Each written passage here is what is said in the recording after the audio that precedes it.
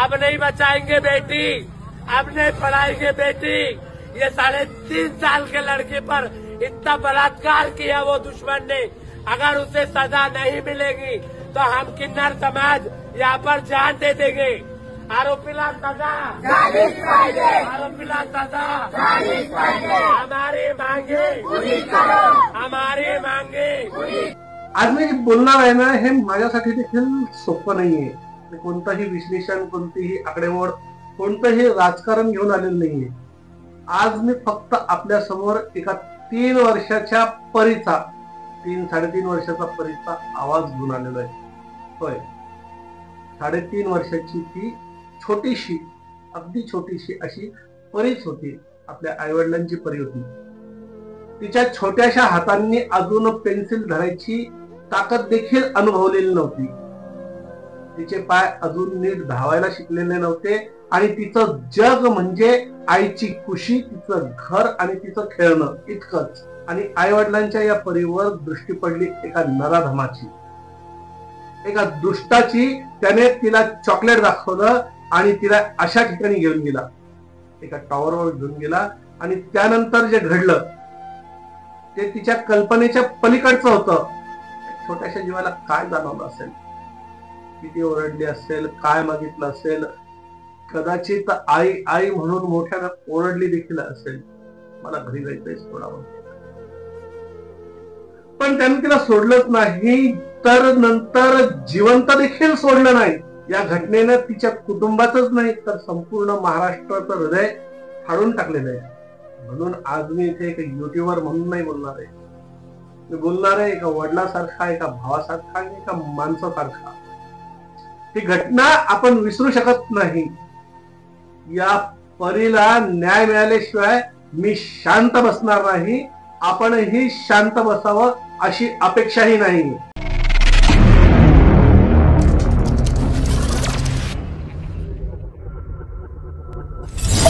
इतकं अमानुष कृत्य करणारा जिवंत कशाला? गावाने रस्ता रोको केला, पोलीस स्टेशन समोर घोषणाबाजी केली, मंत्री आले, अधिकारी आले, पण जनतेची एकच मागणी आहे की या नराधमावर कडकात कडक कारवाई तातडीने करा, याला फाशीच द्या। समाज म्हणून आपण किती खचलोय, याहून जास्त लाजिरवाणं काय? हे राक्षस अजूनही जिवंत आहे। न्याय पाहिजे मला, आणि ज्यांनी केलंय ना त्याला गावात फाशी होईल तरच आम्ही अंत्यविधी करू।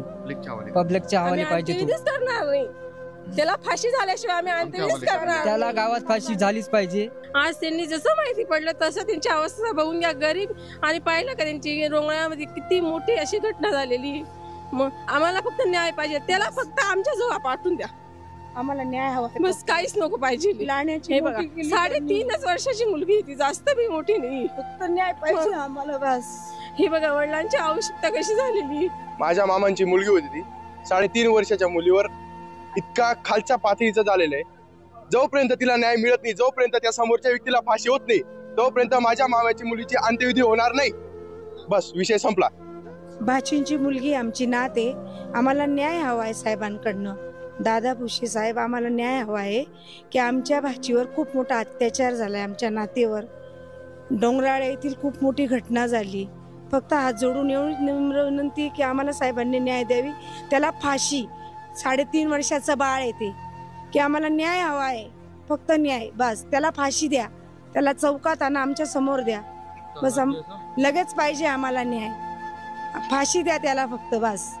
पूर्ण डोंगराळ्यावाल्यांनी आरोपी विजय संजय खैरनार, वय याचं 24 वर्ष, आणि अख्खं गाव याचं पाप ऐकून हादरलंय। त्याचा गुन्हा इतका घाणेरडा आहे की त्याचं तोड पुढील 7 जन्मात त्याच्या घरचे पाहायला तयार होणार नाही। प्राथमिक माहितीनुसार या हलकटाने या चिमुरडीला चॉकलेटचं आमिष दाखवलं, नंतर तिला एका टॉवरवर नेऊन तिच्यावर अत्याचार केला आणि नंतर तिने कुणाला सांगू नये म्हणून दगडानं ठेचून तिची हत्या केली। हे वाचताना आणि ऐकताना मन अगदी द्रावून उठतं, हृदय फाटतं। आणि विचार करा की त्या आईचं काय झालेलं असेल।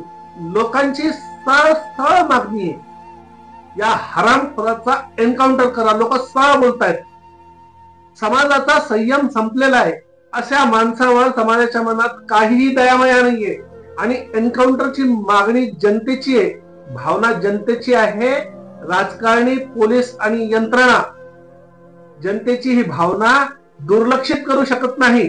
सरकारकडून हे प्रकरण फास्ट ट्रॅक कोर्टात पाठवले जाईल, कठोर शिक्षा होईल, मृत्यूदंडाची मागणी होईल.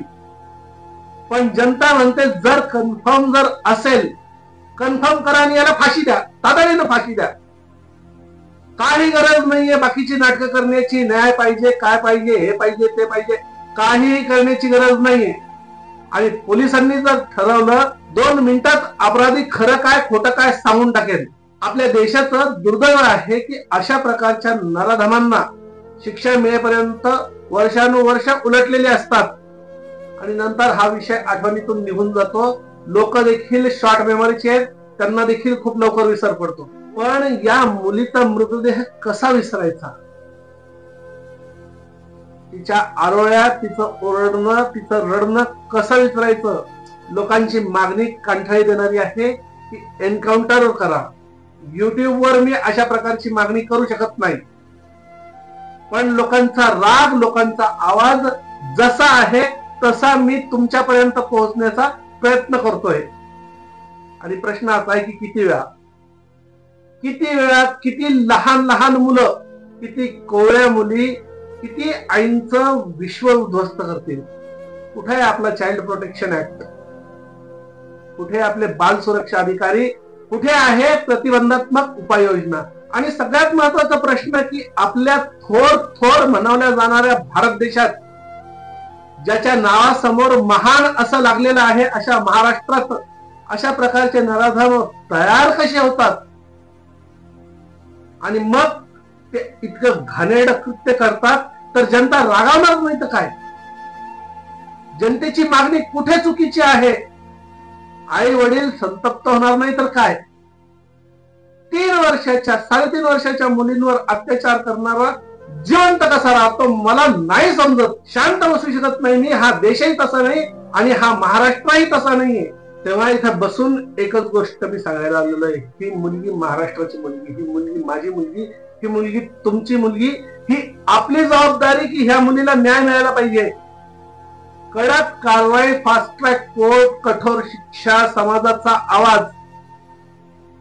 कायद्याच्या चौकटीत राहून म्हणा, कायद्याची चौकट तोडून म्हणा, या नराधमाला अशी शिक्षा मिळायला पाहिजे की पुढची 100 वर्ष कोणी या प्रकारचा विचार करू शकणार नाही, कोणी या प्रकारचा गुन्हा करायला धजवणार नाही. खर तर जनता एन्काउंटर मागते, त्यांची भावना आहे, संताप आहे आणि याच भावनेनं मी न्याय मागतोय.